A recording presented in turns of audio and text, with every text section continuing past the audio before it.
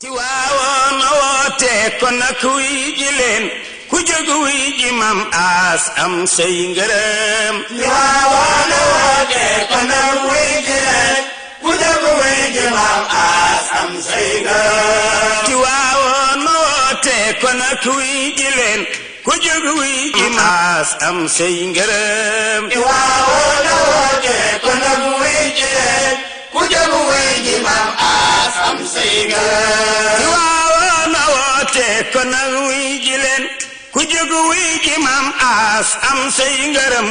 ku am góor gu mel nii ci réew doo gëlëm. Tiwaawoon woote kon nag wuy ji leen ku jóg wuy ji Maam As am say ngërëm. téeméeri lu gàmmu Tiwaawan la am. téeméeri lu gàmmu Tiwaawan la am. téeméeri lu gàmmu Tiwaawan la am. téeméeri lu gàmmu. Asalaamaaleykum man la Pape Faye coordonnateur de la fédération des Daïra Tidiane d'Italie ñu ngi ñëw ci groupe fédération Daïra Tidiane d'Italie yëpp def benn convoi boo xam ne depuis daaw lañ ko commencé ci ndigalu sëñ Abdou Aziz Sy Al Amine daaw wax dëgg yàlla ñu def ko yàlla may ñu ci ndam macha allah ñu ñëw célébrer gàmmu gi ak waa Tivaouane vraiment jàpp ci ñëpp ci waa Italie li ko dalee nord ba sud daayira yëpp wax dëgg yàlla ànd nekk benn def benn combat boo xam ni ñu ngi ko def 6 départ le 2 amoon na départ le 3 am na départ le 4 amoon na départ le 6 am na départ tey jii aussi le 7 départ bi moo nekk nii dafa am ay retard yoo xam sax au niveau de Casablanca moo tax mbooloo mi am na ñoo xam ne ñu ngi ci ginnaaw ñu ngi ñëw suba aussi ci la ñuy clôturer convoi bi waa Venise ñi nga xam ne ñoom par jeudi la ñu am bu xool ñoom ñooy clôturer convoi bi incha allah dëgg bu soobee yàlla ci la président fédération bi di ñëw. benn aspect particulier boo xam ni moo ci nekk moom mooy suñu consul nga ne moo xam ne moo nekk suñu première autorité administrative au niveau de l'Italie muy soxna Rokhaya Touré wax dëgg yàlla moom la ñu àndal ñu jëmmal aussi wax dëgg yàlla mbooloo mi. Le convoi du Gamou est à sa seconde édition, composé par la fédération des Daïra au niveau de l'Italie, c'est-à-dire Milan, Bologne, Venise, Turin, Ravenna, Parme, ainsi de suite. Cette année, nous avons une particularité. Nous avons la présence de notre consul général, Madame Rokhaya Touré, qui est dans le convoi. Nous lui remercions vivement de sa présence. Le convoi du Gamou est à sa seconde édition et l'idée et le projet de notre grand-père, notre marabout, notre porte-parole, celui qui effectue un travail remarquable au sein de la famille de Seydi Hadji Malick Sy, radiyallahu ta'ala anhu, c'est-à-dire Serigne Abdou Aziz Sy Al Amine. Nous ne cesserons jamais de le remercier et de lui souhaiter une longue vie. Nous sommes en partenariat avec la Royal Air Maroc, qui n'a ménagé aucun effort à la réussite de notre projet. Nous sommes là avec le convoi de la Fédération Tijania pour la célébration du Maouloud. On est tout fiers et tout orgueilleux d'accompagner ces talibés qui sont en Italie, qui sont un peu éparpillés dans la juridiction dont je suis la consul générale. Il y en a qui viennent de Turin, de Venise, de Bologne et même de Milan. Raison pour laquelle l'édition en est à sa deuxième.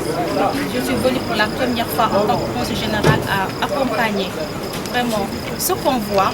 Mais ce qu'on pourrait retenir cette année, c'est la particularité du message de Serigne Mokhtar Mbacké, qui a vraiment demandé à tous les Sénégalais de ne pas seulement se référer à des confréries, mais d'être des musulmans. Raison pour laquelle dans ce convoi, on y retrouve aussi bien des mourides, Mais il y en a aussi les Niassènes et autres qui, là-bas en Italie, célèbrent le Maouloud. Le Maouloud n'est pas seulement, n'est pas pour une confrérie. Le Maouloud est pour les musulmans. Alors, étant nous tous musulmans, je crois que la célébration est pour tout le monde. Nous demandons vraiment et nous souhaitons une longue vie à notre Khalif, Cheikh Ahmed Tidiane Chérif, et à notre grand-père et porte-parole, Al-Amin. Alors, la fédération, nous les accompagnons aussi bien en Italie, parce que là-bas, il y a les marabouts qui viennent là-bas pour quand même... on organise des conférences, il y a aussi l'éducation religieuse pour les enfants dans les écoles coraniques, parce que pratiquement dans chaque région, maintenant on a une école coranique pour l'éducation religieuse des enfants, les samedis et les dimanches. Malheureusement, étant dans un pays qui n'est pas le nôtre et dont on n'a pas les mêmes coutumes, c'est un peu difficile, mais avec leur performance, vraiment, ils ont pu et ils réussissent quand même à avoir une école pour enseigner le Coran à nos enfants. Nos enfants qui sont tout de même la génération future de l'Italie, alors il faudrait aussi les accompagner. Nous les accompagnons en travaillant avec eux, en collaborant avec eux, en leur aidant dans leurs besoins, qui est le plus souvent dans la recherche des salles, qui est le plus souvent dans les documents administratifs et même dans le partenariat avec la RAM. Peut-être qu'on a eu à faire quelque chose ou pas. Tout de même, nous sommes là pour eux et nous essaierons toujours de les accompagner sur tous les plans, là où vraiment ils sentiront la nécessité de nous voir. Balla Cheikh Ahmed Tidiane Diouf, président fédération régionale di daïra Emilia Romagna. ñu ñëw tey ànd ak fédération nationale bi jógee Italie ñëw pour màggal ci guddi Yonent bi sallallahu alayhi wa sallam ci ndigal suñu sëriñ Cheikh Seydi Hadji Malick ni ko Cheikh Seydi Mouhamadou Mansour daan waxee rek nee na layu gàtt na foo jëm Tiwaawan loo fay wuti màggal gi tax ñu bind ma ndigalal kan sama sëriñ Cheikh Seydi Hadji Malick radiyallahu taala anhu ñu ñaan yàlla def ko ci jàmm ak salaam di ñaanal njaboot gi nga xam ne am na yéen a ñëw te ñëwuñu te fépp fu ñu nekk ci àdduna ña ngi koy màggal lépp ci ndigal Cheikh Seydi Hadji Malick ñuy sant di gërëm Cheikh Seydi Hadji Malick ak njabootam moom ñu nëbb boppam war ñu kan mooy Yonent bi sallallahu alayhi wa sallam xam naa ñuy yemale foofu kàddu yi ndax li ñu war a wax yëpp mbokk yi wax nañ ko ñuy ñaan yàlla na yàlla mottali yéene yi yàlla sàmm njaboot gi njabooti jullit yëpp ci Sénégal wasalaamaaleykum wa rahmatullahi wa barakaatu jërëjëf.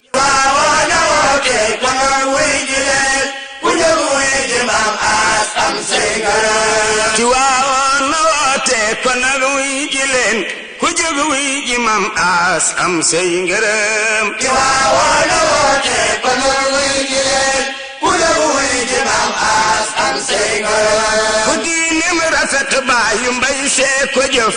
ku diinim rafet baayu mbay see ko jëf. ku diinim rafet baayu mbay see ko jëf. ku diinim rafet baayu mbay see ko jëf. ku xam-xam biim nit ñi Maodo ko jëf.